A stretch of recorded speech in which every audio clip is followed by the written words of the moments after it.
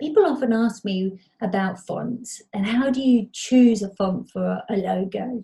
And first of all, the very first thing you need to know when you start designing a logo is what personality you're trying to portray, because fonts have personalities. So think about who you are and how you want to appear to the world, to the customers that you're trying to attract. And then think about, well, what are the characteristics of certain fonts? And I'm going to show you how people perceive various fonts. So how do you choose your font for your logo and the one that's going to represent your brand? Here's a serif font. Now, serif fonts portray tradition. They're quite sophisticated and they have a real kind of formal tone. It's almost like these fonts, this company has been established for quite a while, and you very often find that with a serif font, a lot of times solicitors, accountants, those kind of people they need to really be seen as being knowledgeable and traditional and trustworthy, will often go for a serif font.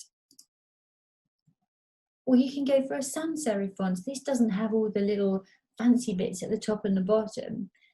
Sans serif fonts are very, very modern, very clean and clear.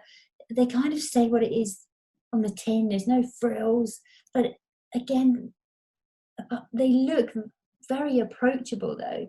There's something inviting, something much less formal about a sans serif font.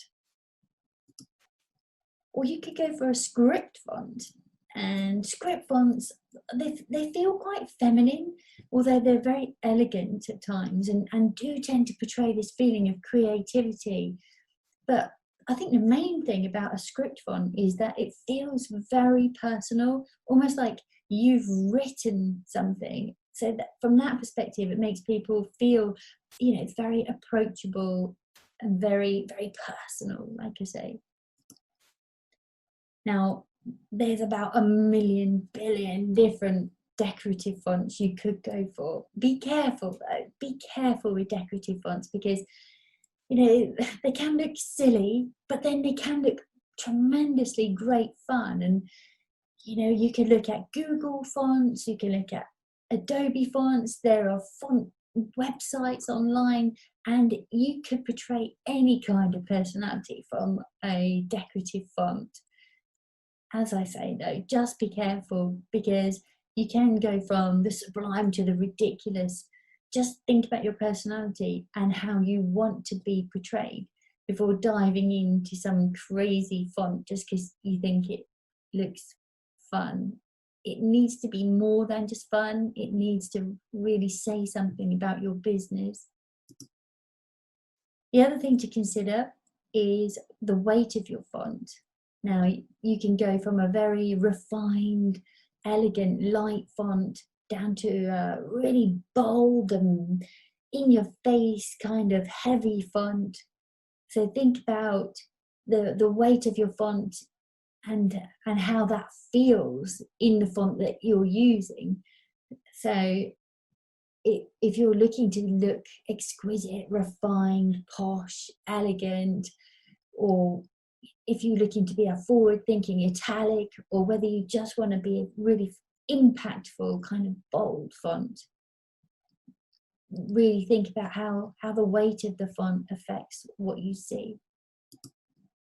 And also add a bit of spacing. It's so lovely to just add a bit of air between the letters in a logo.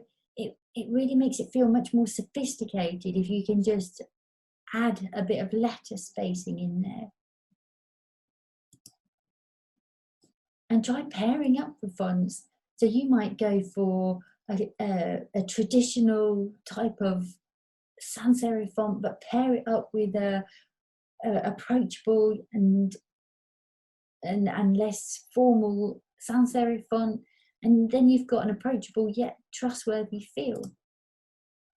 Or if you want to use one font family just to be to make it feel really consistent.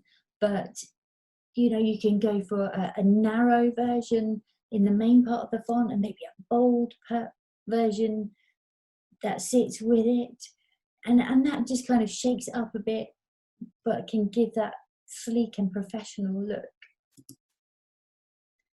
A thinner, lighter weight of font, as I mentioned earlier, are, you know, they are perceived as being more expensive and more refined than perhaps the heavier font weight. You can create a delicate high-end look by mixing a thin sans serif header font with a light serif. A rounded font which has a really friendly feel, and you can mix that in with a really practical sans serif that makes the whole thing feel a lot more business-like. Or you can go for that very personal feel of the script font that works just beautifully then alongside a plain sans serif font, because you can't, when you use the script font, you can't use it for great reams of text because it's just too hard to read. So you really do need to think about what works well together in this instance. So I hope that helps you when you're thinking about the emotions and the kind of personality that you want to put across in your logo that will speak of your company. And I'll see you next week.